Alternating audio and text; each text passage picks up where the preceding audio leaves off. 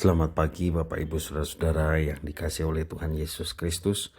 Berjumpa kembali bersama saya Pendeta Eka di dalam renungan firman Tuhan pada hari ini. Doa pagi bersama-sama Sabtu 12 Juni 2021. Kiranya sukacita dan damai sejahtera dari Tuhan terus menyertai kehidupan kita yang mendatangkan kebahagiaan.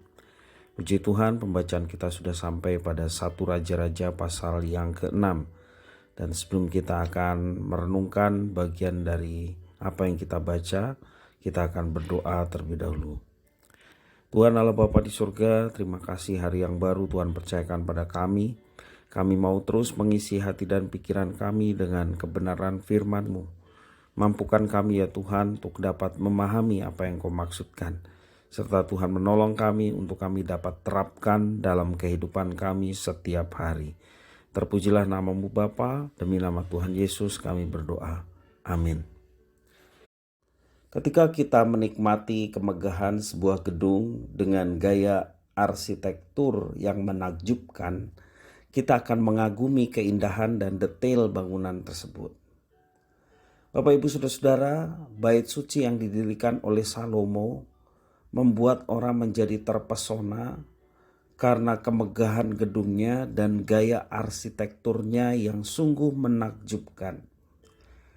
Tetapi sesungguhnya bangsa Israel tidaklah berfokus pada kemegahan gedung dan arsitektur yang menakjubkan.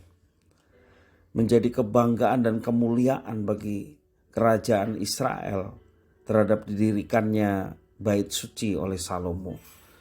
Yang terpenting dari semuanya itu adalah bait suci yang didirikan oleh Salomo menjadi tempat beribadah dan mempersembahkan korban di mana Tuhan disembah, dipuji, dimuliakan seperti yang sebelumnya dilakukan di kemah suci, tabernakel.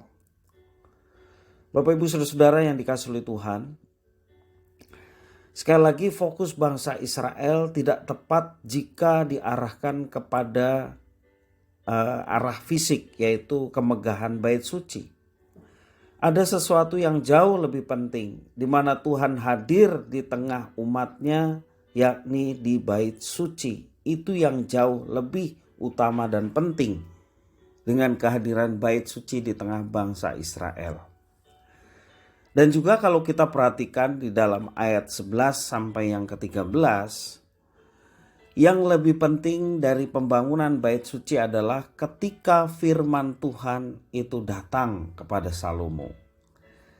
Saya bacakan dalam ayat 11 sampai yang ke-13. Kemudian datanglah firman Tuhan kepada Salomo demikian.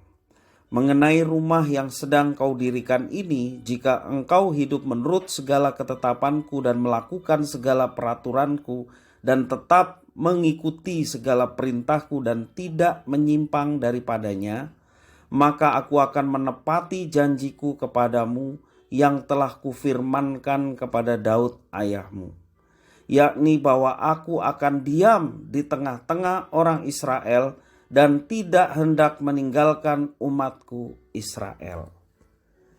Jadi Bapak Ibu Saudara, yang lebih penting adalah ketika bait suci ini menjadi satu lambang kehadiran Tuhan di tengah umatnya, karena memang Tuhan akan memberkati Israel sebagai umat yang dipilihnya, dan Israel memiliki kewajiban untuk mentaati segenap ketetapan, hukum, dan apapun yang sudah diberikan Tuhan kepada mereka sebagai ikatan kasih dan perjanjian di antara Tuhan dan umatnya. Bait suci merupakan sekali lagi lambang kehadiran Tuhan. Tuhan menyertai umatnya. Janji penyertaan Tuhan ini berkaitan erat dengan syarat yang harus dipenuhi oleh Salomo sebagai seorang raja dan menjadi panutan bagi bangsanya. Apa yang berkaitan erat? Kaitan erat penyertaan Tuhan, yakni kesetiaan untuk mentaati segala ketetapan, peraturan, dan perintah Tuhan. Kalau kita perhatikan di dalam 1 Raja-Raja pasal 2 ayat yang keempat, Ini ada janji Tuhan yang diberikan kepada Salomo. Dan juga raja-raja dinasti Daud selanjutnya. Dan supaya Tuhan menepati janji yang diucapkannya tentang aku, yakni jika anak-anakmu laki-laki tetap hidup di hadapanku dengan setia, dengan segenap hati dan dengan segenap jiwa, maka keturunanmu takkan terputus dan dari tahta kerajaan Israel. Jadi di dalam ayat ini menjelaskan bahwa keberlangsungan kerajaan Israel dipengaruhi oleh kesetiaan raja-raja Israel, dikatakan anak-anakmu laki-laki. Termasuk juga Salomo dan raja-raja Israel berikutnya. Jadi Bapak Ibu Saudara yang dikasihi oleh Tuhan, ada janji digenapi, ada juga respon terhadap apa yang dijanjikan. Responnya adalah hidup menurut ketetapan Allah. Hidup dalam ketaatan, itulah respon janji kita. Bukan karena terpaksa, bukan karena kewajiban saja, tetapi karena hubungan perjanjian kasih antara Tuhan dan umatnya yang juga diwakili oleh raja-raja Israel. Kerajaan Israel akan runtuh dan Tuhan akan meninggalkan bait suci ketika mereka tidak hidup dalam ketetapan yang telah diberikan Tuhan. Bapak Ibu Saudara-saudara yang dikasihi oleh Tuhan, fakta sejarah di dalam Alkitab mencatat bahwa kerajaan Israel pada akhirnya, kalau kita perhatikan di masa Raja Zedekia, ya, dalam 2 Raja-Raja pasal 24 ayat 18 sampai 2 Raja-Raja pasal 25 ayat 9, ya. Kesetiaan untuk taat pada akhirnya bukan hanya meruntuhkan kerajaan Yehuda, tetapi juga menghancurkan bait suci yang menjadi lambang kehadiran Tuhan. Bahkan Tuhan membuang umatnya pada akhirnya. Bapak Ibu, saudara-saudara yang dikasihi oleh Tuhan, kita sangat membutuhkan penyertaan Tuhan. Melalui penyertaannya kita dilindungi, kita dipelihara, kita diberkati. Pertanyaan terpenting bagi kita adalah, sudahkah kita hidup dalam ketaatan kepada kebenaran firman Tuhan? Bapak Ibu Saudara-saudara, banyak orang hanya ingin berkatnya, banyak orang ingin penyertaannya, tetapi untuk hidup dalam ketaatan orang tidak mau. Ya, hidup semaunya sendiri, tapi ingin berkat-berkatnya. Nah Bapak Ibu Saudara-saudara, ikatan perjanjian antara Tuhan dan umatnya adalah kasih. Di mana kita melaksanakan ketaatan karena kasih. Di mana Tuhan memberkati dengan menepati janjinya karena kasih. Ya. Dan itu tidak diberikan kepada yang lain, hanya kepada umat yang telah dipilihnya. Kalaupun Tuhan di dalam Kristus, seperti yang kita saat ini alami, ya, dan juga melalui Roh Kudus berkenan menyertai kita sekalian di tengah-tengah keberdosaan kita, Bapak Ibu Saudara-saudara, ketahuilah bahwa itu semata-mata karena anugerah Tuhan. Namun anugerah yang kita terima bukan berarti meniadakan tanggung jawab kita untuk hidup dalam ketaatan pada firman Tuhan. Jangan kita berpikir demikian. Ya, Tuhan menyertai di tengah keberdosaan kita. Bukankah dosa kita sudah diampuni yang dulu, sekarang, dan yang akan datang? Sehingga kalaupun kita berdosa ya tetap diampuni. Bukankah kalau percaya Yesus pasti masuk surga? Nah Bapak Ibu Saudara-saudara, ini salah kaprah terhadap iman yang Tuhan inginkan di dalam konteks gereja Tuhan atau perjanjian baru.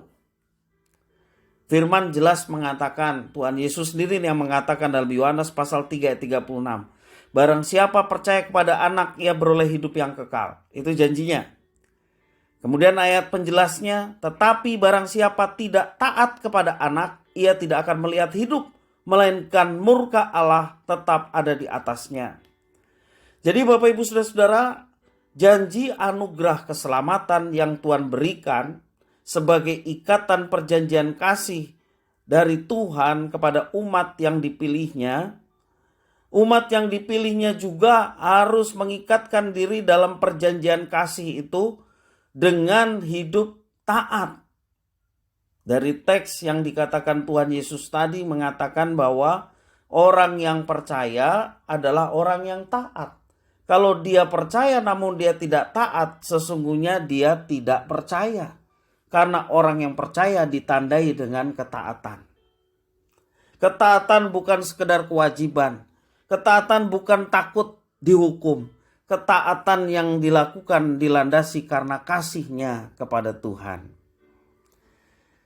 Rasul Paulus sendiri juga menjelaskan, memang keselamatan anugerah Tuhan, kasih karunia, tetapi kita diselamatkan untuk hidup dalam ketaatan, yakni melayani Tuhan. Efesus pasal 2 ayat 8 sampai yang ke-11 mengatakan, ayat sampai 10. Sebab karena kasih karunia kamu diselamatkan oleh iman, itu bukan hasil usahamu tetapi pemberian Allah. Itu bukan hasil pekerjaanmu, jangan ada orang yang memegahkan diri. Karena kita ini buatan Allah, diciptakan dalam Kristus Yesus untuk melakukan pekerjaan baik yang dipersiapkan Allah sebelumnya. Ia mau supaya kita hidup di dalamnya. Perhatikan di dalam ayat yang kalimat yang terakhir, ia mau, yaitu Allah mau bahwa kita hidup di dalamnya, di dalam ikatan kasih antara Tuhan dan umat yang dipilihnya. Kita diciptakan, diselamatkan bukan karena kesolehan kita, bukan karena ketaatan kita, ya, tapi karena kasih karunia. Nah, kalau kita sudah diselamatkan, maka respon kita adalah hidup dalam ketaatan.